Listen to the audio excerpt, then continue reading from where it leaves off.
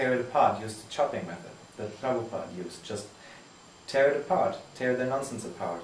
And if there are some intelligent people, they will come and they will ask you, what do you mean by this? Please explain more. And then they will understand. And all the other rascals, they will never understand. They will just go into denial. They will say you're a fool or you're a fundamentalist. They will come with all these killer phrases and they will try to censor your whatever you say or whatever you write. And that's a waste of time. But people who come and say, okay, well, I see that you made a good point, please explain more, then you can go on from that. But the first thing is you have to destroy their theory. And this is possible. You can, and this is why I always post these texts, these boring texts on the forum about the Aryan invasion theory, about the Vedic civilization in South America, about how evolution theory is wrong, about all these stuff that nobody seems to be interested in. It's ammunition. It's ammunition. That's what you need if you go out there and preach to these people. You have to tell them how is it wrong. And you have to give them good arguments, because they know some arguments, but they all know just the propaganda. So you have to first of all defeat the propaganda, and then go even deeper and defeat their whole ontology with Vedanta philosophy. And then if there is some intelligent people left, then you can grab them and take them aside. That's the way to do it. Very good. And also, this is a preliminary step for preaching at all to people, because everybody in this time, in this civilization, is somehow or other indoctrinated by material rascal philosophy. They all have at least the assumption that if there is a God, then God is separate from his creation. They all have wrong understanding. They all have they're all tinged by materialism somehow or other. And so you have to destroy their ontology anyway before you can do successful preaching to them. So that's what you have to do. Even if you have people that understand this correctly, you have to make sure that you really chase out the last bits of materialism, because otherwise they will just get misunderstandings, they will have the wrong definitions of their terms, and you will not be able to successfully let them duplicate our philosophy. So this is the process. Let's give an example of what Florian's talking about. Let's say that you run into an old friend, and he says, well, what have you been up to lately? What are you doing? And you say, well, I've been studying some interesting philosophy. Would you like to hear about it? And he says, yeah. What? It's still, is it pointing away, because it's pointing away from me, or what? Now it's working again. Now it's working. That's weird. Is it working now? Yes. Okay, just give me a holler if it stops. Yeah, I can give you a sign. Okay. I can lift the stone. All right. So, where was I? Oh, now the next step is, before you start talking about our philosophy, you have to find out what his philosophy is. Huh? So that means you have to probe. You have to start asking questions. All right? Let's say your friend is an engineer. Huh? So you know how engineers are educated. They have no liberal arts education whatsoever. All they do is take science and math courses and whatever their specialty is. So they don't really have a very broad education. They have a deep education in a very narrow area. And about other things they know almost nothing.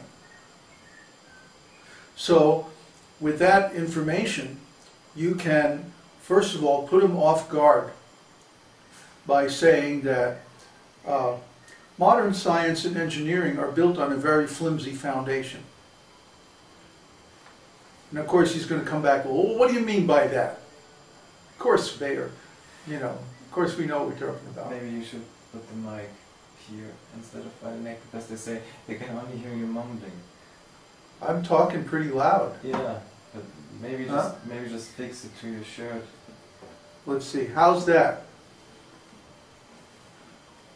I think maybe it's not loud enough.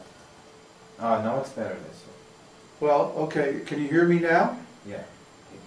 Okay. So first of all, you have to say to your friend, knowing that his education is very narrow, that science and engineering today are built on a very shaky foundation. No, it's gone. Oh. Gone? No, it's gone. Try turning up. It has nothing to do. What do you mean? It's just the position when I move? That sounds like an intermittent cable. Let's take the other microphone. No, I shipped the other microphone to Uddhava. We'd have to use this microphone. No, it's in here. It's in the bag. Here. It's in that plastic bag. Cleverly hidden so that you can't see it. Wow. Well, it's a microphone. It's a big microphone.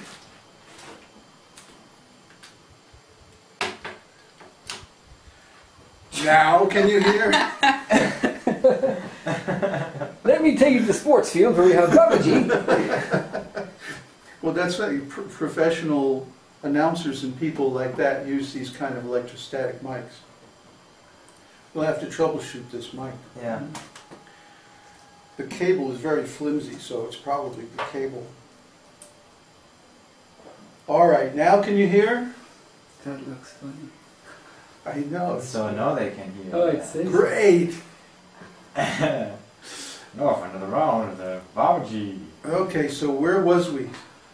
Flimsy foundation. Oh, yeah. So you're talking to your friend and you say, you know, modern science and engineering is built on a very flimsy foundation. And of course he's going to try to defend it and say, no, it's strong and it's robust and we know what we're doing and blah, blah, blah. Well, all you have to do is say, where are the self-assembling nanochips? Where are the flying cars?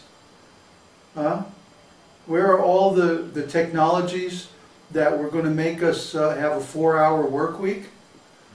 Why are we working so hard and we're still poor? None of these things that were predicted by so-called science have come to pass. Because they actually can't get matter to do what they want it to do. They can only get it to do things that it's built in advance to do. It has to follow natural laws, in other words. So we don't have self-replicating machines or self-programming intelligent computers because these things are fundamentally impossible without the presence of life. So the thing that none of these engineers understands is that we only see matter organized on such a fine scale when it's in the presence of life. And of course the perfect example is the human body. The human body is a wonderful machine, but as soon as the life disappears, then the whole thing stops and begins to decompose. And of course they have all kinds of nonsense arguments to counteract this, but all these arguments suffer from the same flaw. They assume that matter can do things by itself. But there's innumerable examples that matter doesn't do anything by itself. It only appears to have energy when that energy has been injected into it by some previous cause.